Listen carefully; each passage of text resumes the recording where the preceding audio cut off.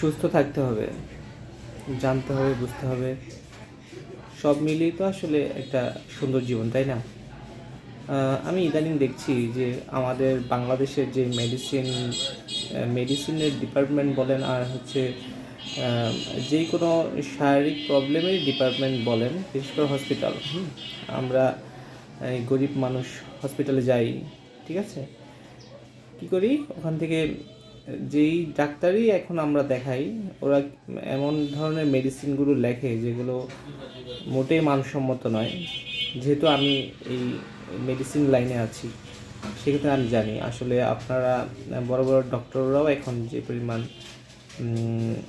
Test দিচ্ছে হসপিটালে গেলে, মেডিসিন দিচ্ছে, এগুলোর অনেকগুলো আমরাও অনেক মেডিসিন চিনি না, জানি না।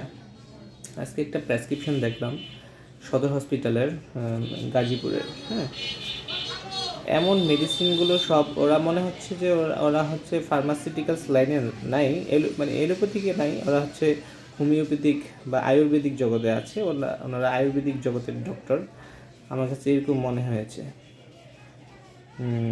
সো এইটা আসলে কিভাবে এটাকে দমন করা যাবে, কিভাবে ভালো মেডিসিন আমরা খাবো, বা যারা সতর্ক আছে তারা তো অবশ্যই বুঝতে পারে, আর যারা অসতর্ক বা যারা জানে না, বুঝে না, হ্যাঁ, তাদের অবস্থাটা কি হয় একবার ভাবলে আসলে জাস্ট খুব খারাপ লাগে নিজের কাছে। তো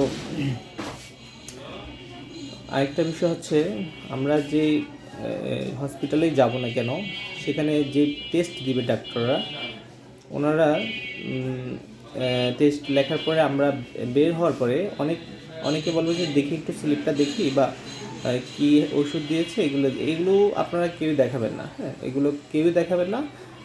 যারা বিশেষ করে সাধারণ মানুষ আছেন, হ্যাঁ, আপনারা বেশি বেশি করে এগুলো একটু শেয়ার করে মানুষের কাছে পৌঁছে দেওয়ার ব্যবস্থা করবেন। যে যে হসপিটালে যাব আমরা প্রেসক্রিপশন, আমরা ডক্টরের চেম্বার থেকে বের হওয়ার পরে আমরা কাউকে দেখাবো না, ঠিক আছে?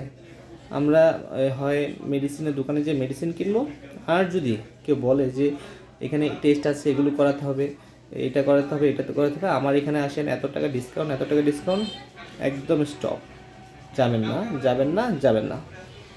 সো সবাই ভালো থাকবেন, সুস্থ থাকবেন।